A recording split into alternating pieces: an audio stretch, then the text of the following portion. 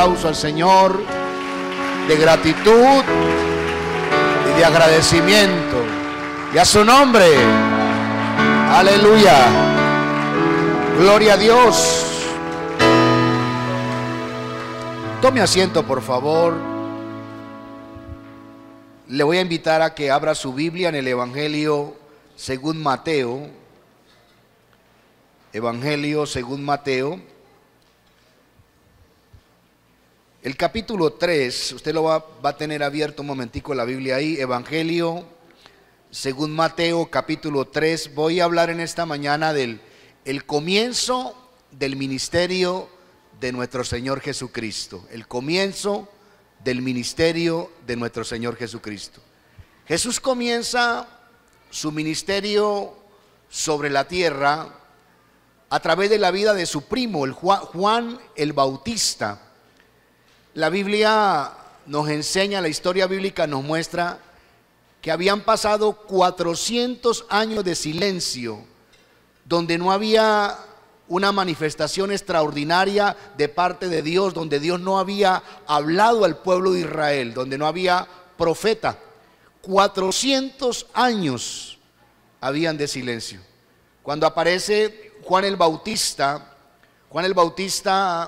aparece como quien abre la puerta, como quien presenta al Salvador, a Jesucristo. Y la palabra de Dios dice que Juan comenzó a predicar en el desierto de Judea. Comenzó allí, que él se retira al desierto de Judea con una palabra poderosa, con un mensaje contundente, un mensaje desnudo, fuerte. Y la gente comenzó a identificar en Juan ese poder y esa autoridad. La gente comenzó a darse cuenta que Juan tenía un mensaje profético de parte de Dios. Y la gente salía, dice la Biblia, que salía de Jerusalén, de Judea y de todas las provincias cerca del Jordán, salían para ser bautizados por Juan. Porque Juan los animaba, los llamaba a que ellos tuvieran un bautismo de arrepentimiento de sus pecados. Juan llevaba un mensaje contundente al arrepentimiento y la gente salía y venía a él. Y en Mateo capítulo 3, verso 11, él hace una declaración. Juan el Bautista hace una declaración. Mateo capítulo 3, verso 11. Amén. Dice así: yo a la verdad, él está hablando a todas esas personas que salieron a él. Dice: yo a la verdad os bautizo en agua. ¿Para qué? Yo a la verdad os bautizo en agua para arrepentimiento, pero el que viene tras mí, está hablando de Jesús, pero el que viene tras mí, cuyo calzado yo no soy digno de llevar, es más poderoso que yo. Él os bautizará en Espíritu Santo y fuego. Y Juan es el precursor. Juan es el telonero, Juan es quien allana el camino, quien lo prepara. Y cuando la multitud salen a oír a Juan, Juan dice: señores, yo les bautizo en agua para arrepentimiento, pero detrás de mí viene alguien que yo no soy digno de portar su calzado. Viene alguien mucho mayor que yo. Y él no solamente bautizará en agua, él bautizará en Espíritu Santo y fuego. Y miren lo que ocurrió en el verso 13. En el verso 13. 3:13 de Mateo. Entonces Jesús vino de Galilea a Juan al Jordán. Y ahora aparece esa persona, ese personaje del cual Juan había hablado. Jesús viene a Juan al Jordán. Dice: para ser bautizado por él. Mas Juan se le oponía. Juan lo resistía. Jesús le dice: yo vengo, Juan, a que usted me bautice. Y Juan se le opone. Juan lo resiste diciéndole: yo necesito ser bautizado por ti y tú vienes a mí.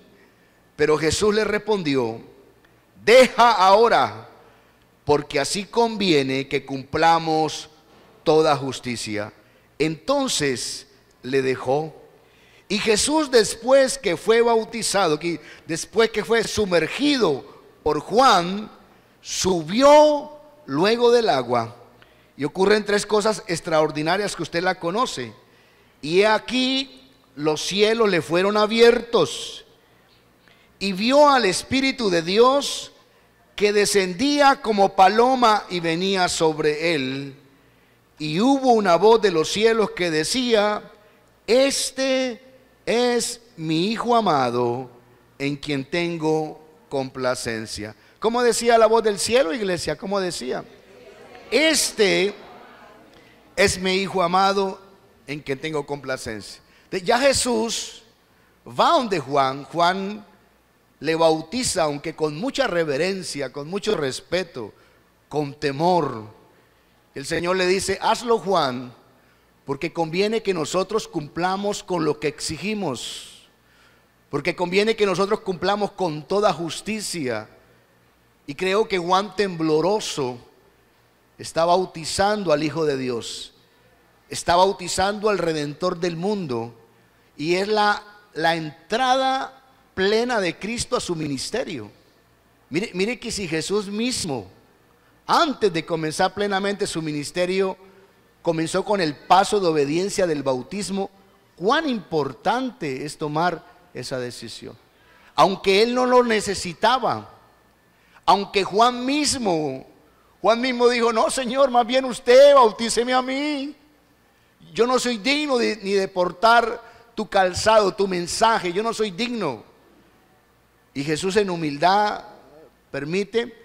Y cuando sale del agua ocurre algo extraordinario. Dice la Biblia que los cielos se abrieron, se abrió el cielo. El Espíritu Santo descendió como si fuese una paloma, como un rayo cayó en Jesús. No porque Jesús no tuviese el Espíritu Santo, él tenía el Espíritu Santo. Era como un testimonio del comienzo de la honra que da Dios cuando hay obediencia. Y se escucha una voz del cielo que dice: este es mi Hijo amado. Dios diciendo: este es mi Hijo amado, en el cual se complace mi alma. Pero si usted nota, en el capítulo 4, verso 1, ocurre algo extraño. Y es lo que quisiera que el Espíritu Santo me dé la gracia para poderlo introducir, para que usted, con su espíritu, con su mente espiritual, podamos profundizar un poquito en este acontecimiento. El capítulo 4, verso 1 dice así: entonces Jesús fue llevado ¿por quién? Por el Espíritu Santo. El mismo Espíritu que vino como si fuese una paloma, dice: entonces Jesús fue llevado, fue conducido por el Espíritu Santo. ¿A dónde lo llevó el Espíritu Santo? Lo llevó al desierto para ser tentado por el diablo. Y viene algo impactante, hermano. Jesús iba a introducirse en el mundo espiritual, a implantar un reino que era el reino de Dios. La primera prédica de Juan el Bautista fue: arrepiéntanse, conviértanse, porque el reino de los cielos se ha acercado. Y la primera prédica de Cristo después de la tentación es precisamente esa. Dice: arrepentíos, arrepiéntase, conviértase de sus pecados, porque el reino de los cielos se ha acercado. Ahora, antes de entrar en su ministerio, dice la Biblia que el mismo Espíritu Santo lo llevó al desierto a tener un combate. Cual representante lleva a su gladiador y a su guerrero al ring de la pelea, lo llevó el Espíritu Santo. Y la pregunta es: ¿por qué? Porque en el Edén, al primer Adán le propinaron una de las más grandes derrotas a través de toda la historia de la humanidad. ¿Cuál fue la derrota que le propinaron al primer Adán en el huerto del Edén? En un jardín hermoso le propinaron la más grande derrota a la raza humana. cuando en su libre albedrío el ser humano decidió desobedecer la palabra de Dios. Otra gran derrota que le propinaron al ser humano fue en el caminar del pueblo de Israel a la tierra prometida. Un caminar corto de 3, 4 meses se convirtió en 40 años. Pero ahora el gladiador, el Salvador, no era llevado a un jardín, era llevado al desierto, hermano. Y era llevado al desierto para enfrentar a Satanás. Él en el comienzo de su ministerio, en el acceso a esa puerta espiritual a implantar el reino de Dios sobre la tierra, el Espíritu de Dios lo llevó a la misma área de batalla en la cual el ser humano tuvo esa gran derrota. Y comienza el proceso, dice la Biblia en el verso 2, 4:2. Y después de haber ayunado 40 días y 40 noches, tuvo hambre. Y allí en el desierto hubo una violencia extraña. Realmente la información que tenemos es muy poca, pero lo que podemos nosotros presumir con temor a equivocarnos es que en el desierto, en esos 40 días de ayuno, el Espíritu Santo le reveló en plenitud a Cristo quién era. Probablemente Jesús tenía un vislumbre o un conocimiento no muy fundamentado del propósito al cual Él había venido a la tierra. Pero es muy probable que en esos 40 días de ayuno, de búsqueda, el Espíritu Santo le haya mostrado a Jesús letra por letra el propósito eterno al cual Él había venido sobre la tierra. Pero no fue fácil. ¿Cuántos han ayunado un día entero? Levanten la mano. Y 2, y 3. ¿Cuántos días ayunó Jesús? 40. ¿Y dónde estaba, hermano? Dice Lucas, estaba en el desierto, en medio de bestias, en medio de fieras. El ambiente, estaba allí ayunando, buscando esa dirección. Dice, verso 3, y vino a él el tentador y le dijo, ponga atención la primera palabra que le propone Satanás, póngame mucha atención. Dice, y vino a él el tentador y le dijo, si eres hijo de Dios, si eres hijo de Dios. ¿Cuál fue la voz que se escuchó después del bautismo? Este es mi hijo. Ahora, lo que está haciendo el diablo es que él está usando una necesidad física, natural y absoluta del ser humano, que es comer. Pero el interés del diablo no es en eso. No es atacar la necesidad física, fisiológica tan importante de comer. No. La tentación está en atacar la identidad, el propósito que a él le ha sido revelado, el entender su posicionamiento en el propósito de Dios. Y le dice, si eres hijo de Dios, que es el ataque central, di que estas piedras se conviertan en pan. Usa tu poder, usa tu autoridad. Demuéstrate a ti mismo que eres hijo de Dios. Es una estrategia parecida a lo que hizo con Adán y con Eva, colocando en tela de juicio su identidad. Y quiero decirle, iglesia, mire, una de las áreas que más ataca Satanás al ser humano es su identidad. Hay tres preguntas poderosas de la raza humana. ¿De dónde vengo? ¿Quién soy? ¿Y a dónde vamos? Son 3 preguntas contundentes de todos los seres humanos. Jesús ya la sabía y usted en Cristo ya la sabe. Amén, hermano. Usted es un hijo de Dios llamado a la eternidad, a la gloria, a su propósito. Aleluya. Usted y yo tenemos identidad en Cristo. Amén, hermano. Y el cristiano Por eso Jesús dijo, yo soy el camino. No que Él nos muestra el camino, no. Él es el camino. Él es la carretera. Él no nos muestra la carretera. Él es el camino. Yo digo, yo soy el camino. Y viene otra contundente. Yo soy la verdad. Y yo soy la vida. Ahí está la respuesta. Yo soy el camino, yo soy la verdad, yo soy la vida. Nadie puede ir al Padre sino por mí.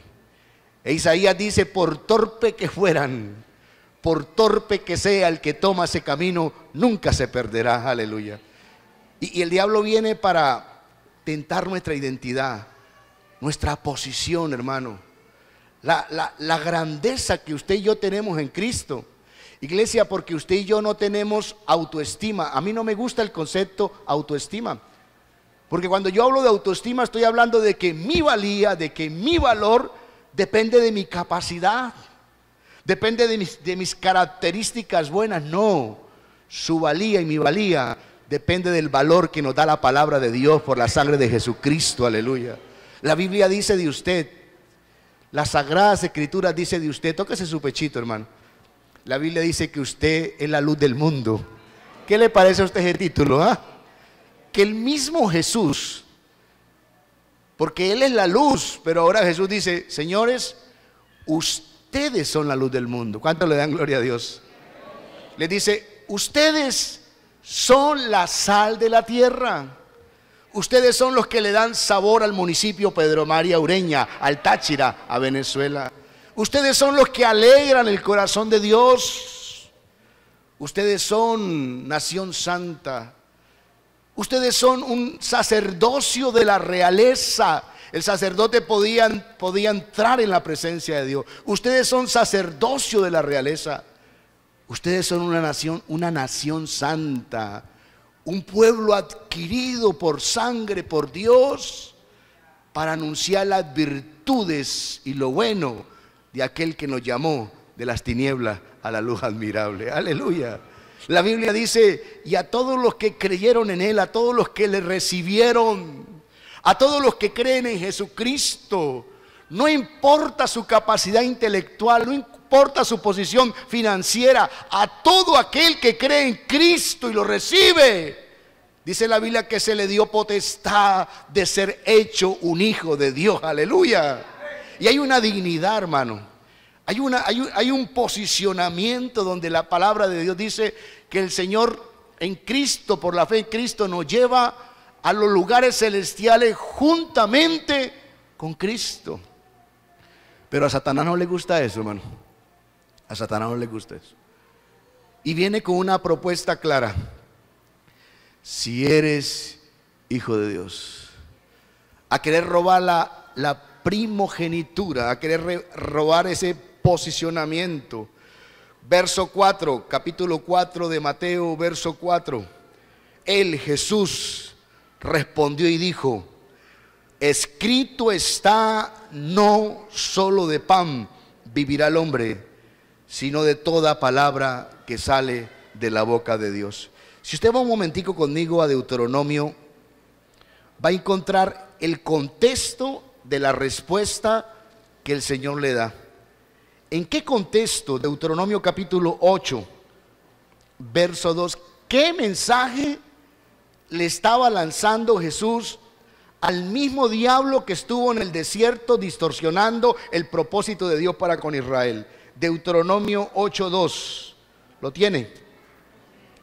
Y te acordarás de todo el camino por donde te ha traído Jehová tu Dios estos 40 años en el desierto.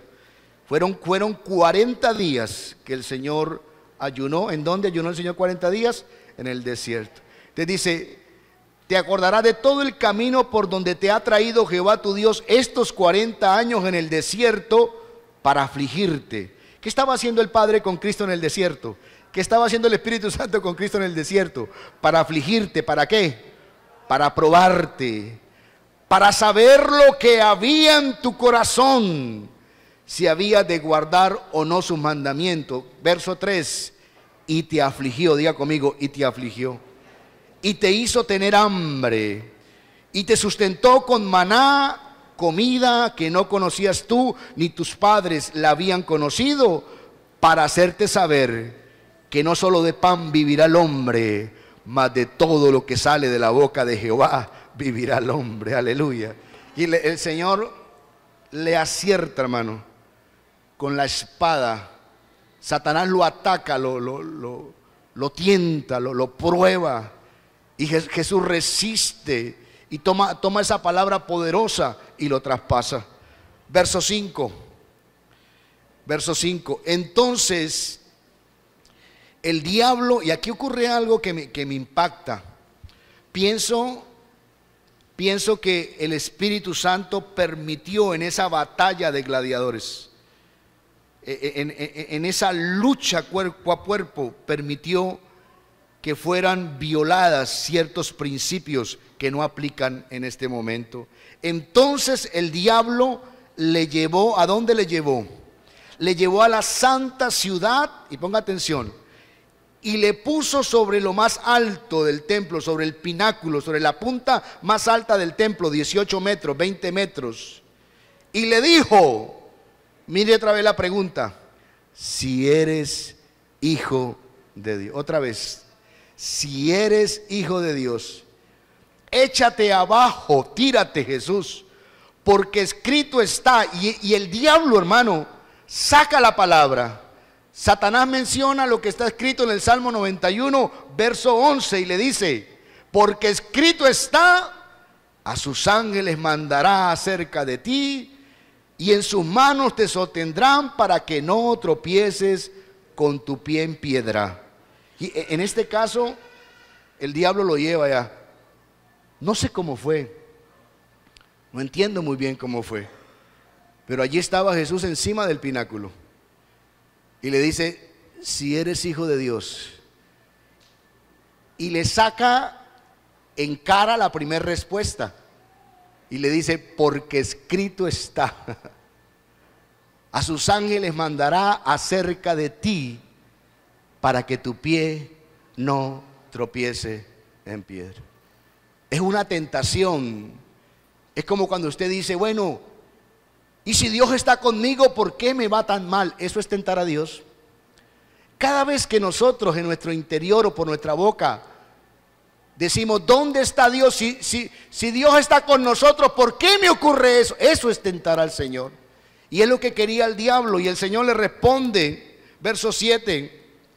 Jesús le dijo, escrito está ¿qué? También, otra vez la palabra, escrito está también, no tentarás al Señor tu Dios. Verso 8. Otra vez le llevó el diablo. Mire que a continuación usted va a ver que la estrategia de Satanás cambia. Como vio que en las dos primeras propuestas Jesús no cedió ante la posición de dudar en su llamamiento, de dudar quién era, de dudar del propósito de Dios y de la identidad de Dios. En la tercera tentación el diablo entra a negociar, a hacer un negocio, hacerle una propuesta de conveniencia.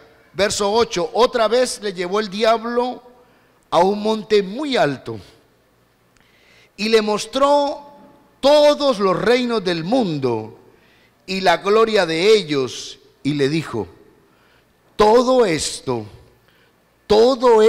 te daré si postrado me adoras. Entonces Jesús le dijo, vete, Satanás, porque escrito está, al Señor tu Dios adorarás, y a Él y a Él solo servirás. El diablo entonces le dejó, y he aquí vinieron ángeles y le servía. Te dice la palabra que Satanás le mostró todos los reinos del mundo, le mostró toda la gloria de ellos y le dijo, todo esto te daré si postrado me adorares. Hay otra parte vaya conmigo un momentico a Lucas capítulo 4. Lucas capítulo 4.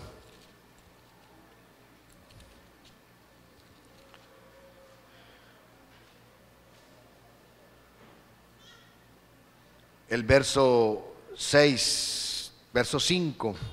Lucas 4:5. Lucas lo relata de la manera siguiente.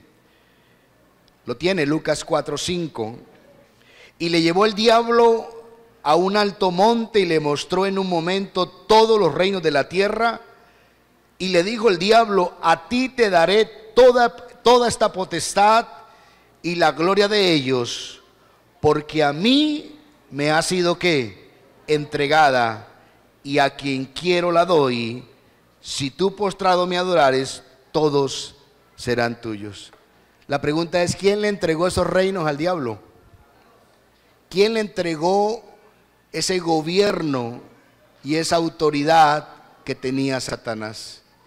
Y no solamente la tenía, póngale cuidado, sino que él le estaba diciendo a Jesús, él le estaba diciendo al creador de la tierra, le estaba diciendo: esos reinos, esa gloria es mía, y a quien yo quiero se la doy. Y si tú postrado me adorares, yo te los entregaré a ti. ¿Sabe quién se los entregó? El mismo ser humano. Porque el Señor había hecho a Adán y Eva señores, dioses pequeños de la tierra.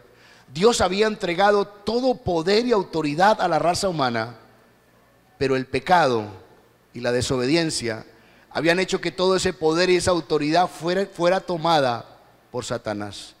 Ahora Jesús venía a implantar un reino. Jesús venía a implantar un reino espiritual sobre la tierra. Vuelva conmigo allí a Mateo capítulo 4, verso 17. Mateo 4, 17. Dice: desde entonces comenzó Jesús a predicar y a decir: arrepentíos, porque el reino de los cielos se ha acercado. ¿Quién gobierna este mundo, hermano?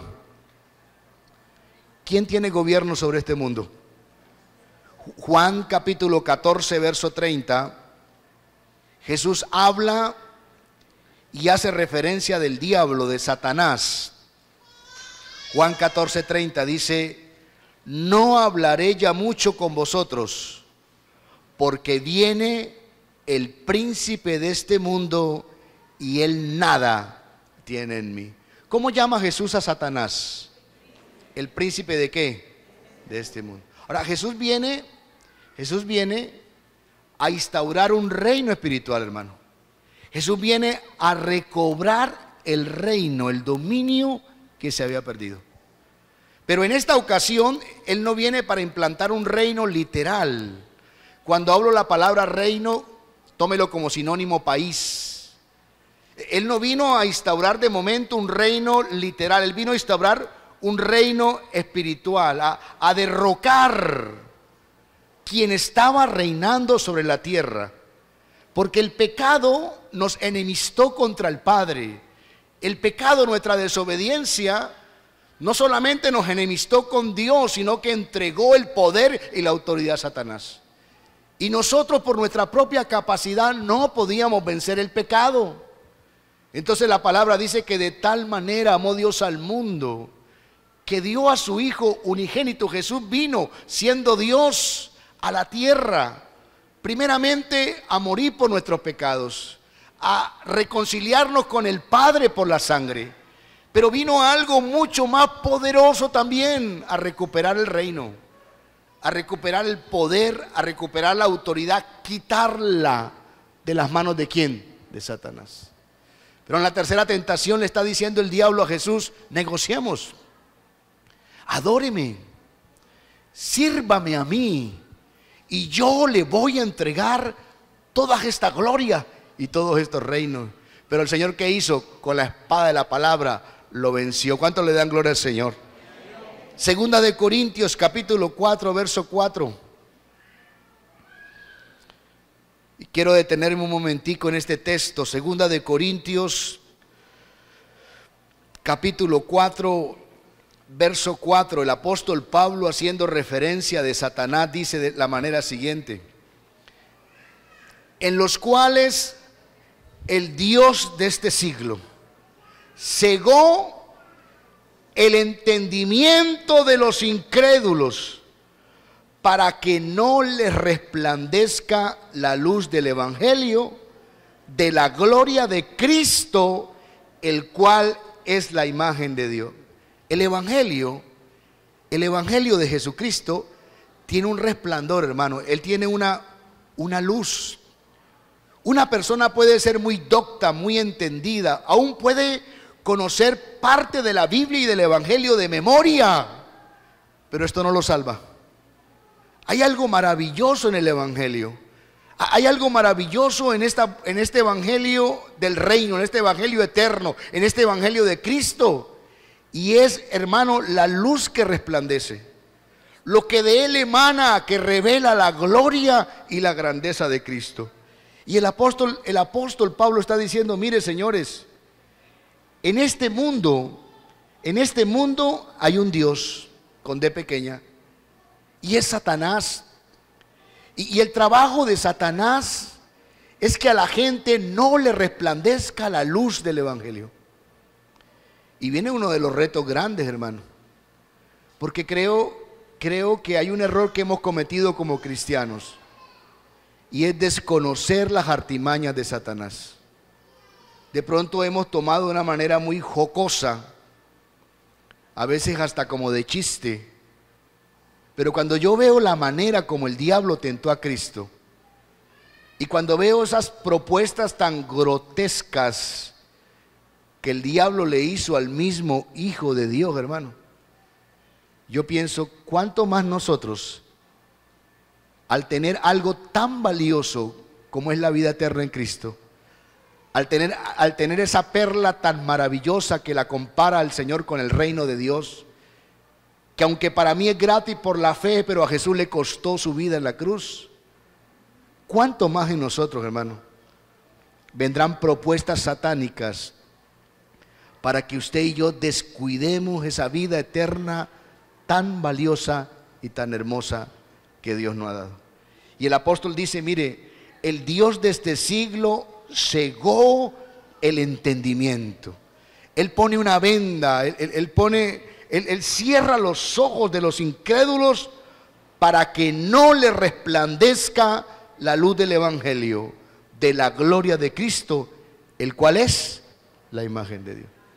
El diablo quiere que la gente no conozca a Cristo. Y Satanás, actuando de la misma manera, ofreciendo placeres, ofreciendo, hermano, aún entreteniendo la vida de los seres humanos, buscando riquezas, buscando fortuna. Estamos viendo el afán de muchas personas, y con argumento, debido a la crisis financiera, a la situación financiera. Pero a veces detrás de esas crisis yo veo propuestas del diablo, hermano. En el desespero estamos dispuestos a trabajar 12 horas, 14 horas, irnos de la madrugada para Cúcuta, esforzarnos, y está bien. Pero ¿sabe qué está ocurriendo en eso? Detrás hay otra propuesta, y es el descuido de la vida espiritual. Aún hay personas que se están yendo del país y se van a otro país a hacer lo que no hicieron acá, porque aquí tenían que levantarse temprano, esforzarse más, ser más organizados, llevar una contabilidad buena. Pero a veces el diablo lo que quiere es sacar a la persona del entorno y de la protección que el Espíritu Santo le está dando. Si usted deja de venir a la casa de Dios, iglesia, mire, y no se lo digo porque para mí sea complaciente, que queremos ver la iglesia llena, no, es por usted, iglesia. Si usted deja de alimentarse de la palabra una semana, con una semana que usted deje de recibir el pan del cielo y su espíritu no se alimente, usted se va a debilitar. Aún la propuesta de nosotros es que usted estudie, se prepare. Tenemos después del discipulado 1 los bautismos, después tenemos el discipulado 2, tenemos la escuela de liderazgo a partir de las 8 de la mañana. tenemos nuestro seminario bíblico para aquel que quiera profundizar más en la palabra. Y quiero animar a la iglesia que por favor, hermano, no se conforme con lo que sabe de la palabra. Que en usted haya ese deseo profundo, así como usted y yo nos esforzamos para el pan. Así como usted y yo nos madrugamos y trabajamos y sudamos por la provisión financiera y está bien, ¿por qué no hacemos ese mismo esfuerzo para con las cosas de Dios? No se deje engañar por el diablo, iglesia. Mire, este mismo Satanás está operando hoy. Él obra hoy para robarse la semilla. Satanás tiene pájaros para robarse la semilla, lo poco, lo mucho que ha sido implantado en su corazón. El Señor Jesucristo dijo: y estos son los que han sido sembrados en espinos, los cuales, aunque nació la planta, los espinos son los afanes de la vida, las codicias de muchas cosas y el engaño de las riquezas. Dios me ha permitido, junto con mi esposa, ser empresarios. Pero le digo con toda la autoridad, con toda la autoridad. Hay empresas que a veces son un engaño, hermano. Hay empresas y negocios que a veces son una trampa para el diablo mantenerlo a uno ahí. No estoy diciendo que no trabaje. No estoy diciendo que no proyecte su propio comercio, no estoy diciendo eso. Estoy diciendo en el equilibrio de la sabiduría, donde el Señor dijo: y ustedes buscarán primeramente el reino de Dios y su justicia, y las demás cosas serán añadidas. Y uno de los graves errores que tenemos nosotros es que a Dios no lo tenemos en el primer lugar. Porque todo lo que usted tiene en el primer lugar, usted se va a esforzar, va a pagar un precio. Quiero animarlo, iglesia, no permita que Satanás te engañe. No permita que ante una propuesta hasta insignificante, hermano, porque aún hasta propuestas insignificantes como la que le hizo Jacob a Esaú, hasta por un plato de lentejas podemos vender la primogenitura.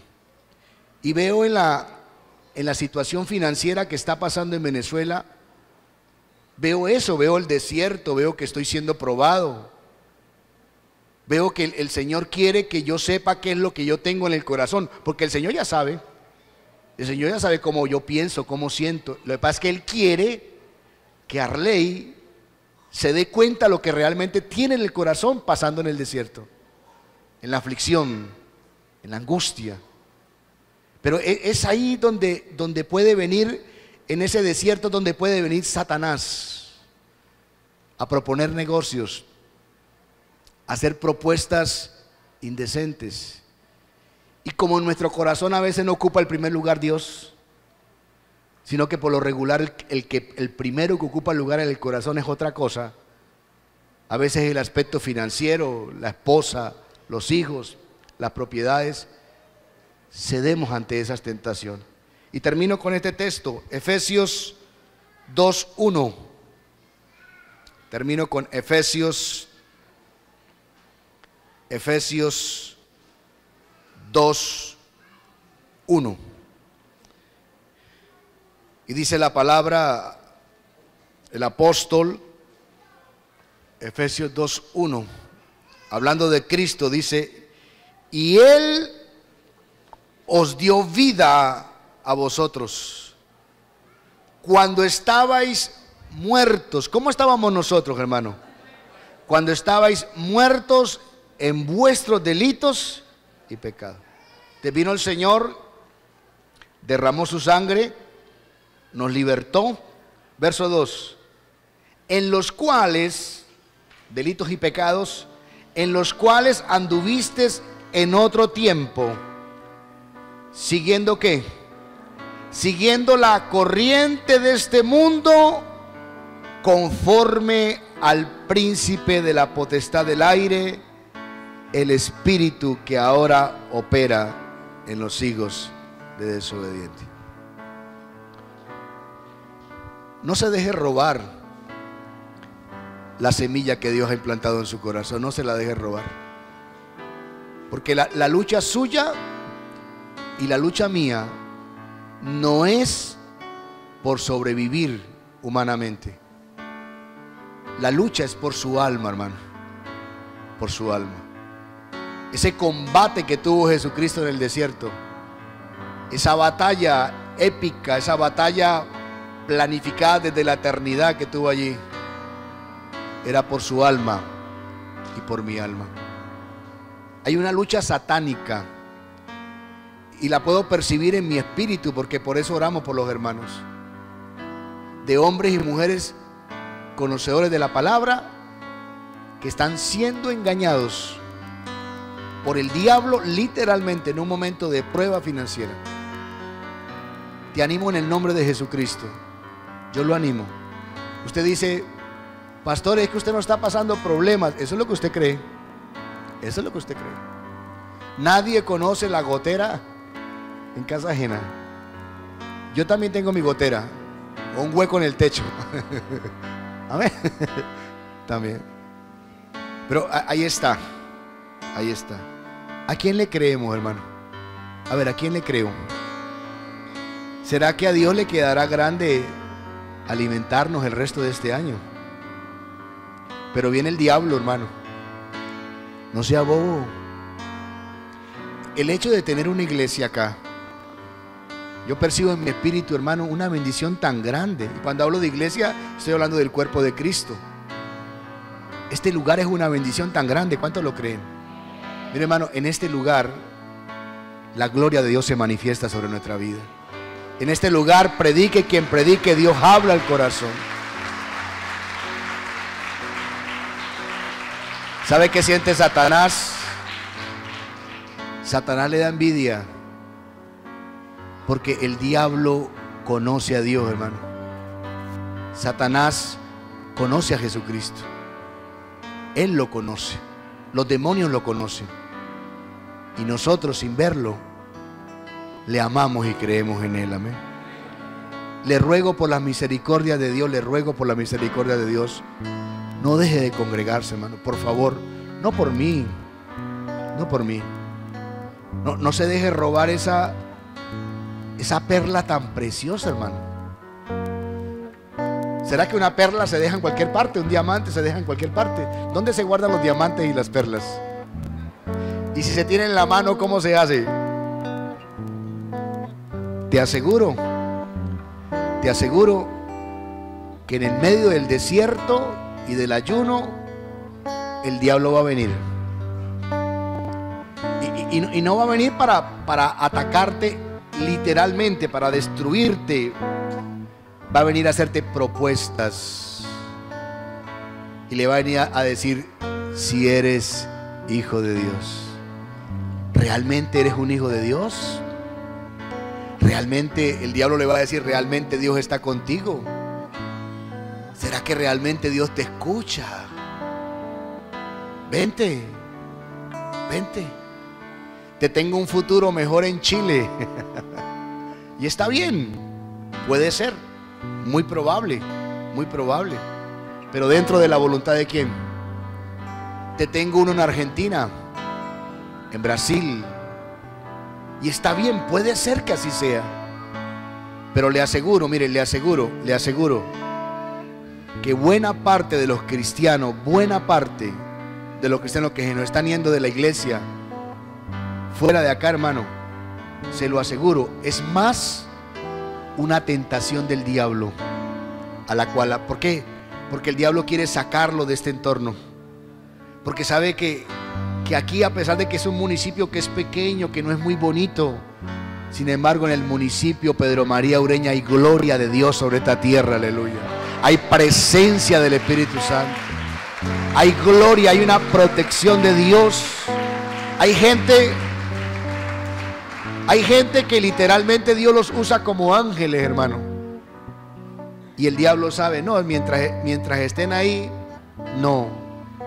Pero si los saco y me los llevo para allá, si los pongo a trabajar de 6 de la mañana a 8 de la noche, de modo que cuando lleguen a la cama caigan como muertos, los voy a tener. No van a leer la Biblia. Y como no solo de pan vivirá el hombre, sino de toda palabra, entonces el espíritu se le va a secar. y comienza a debilitarlos,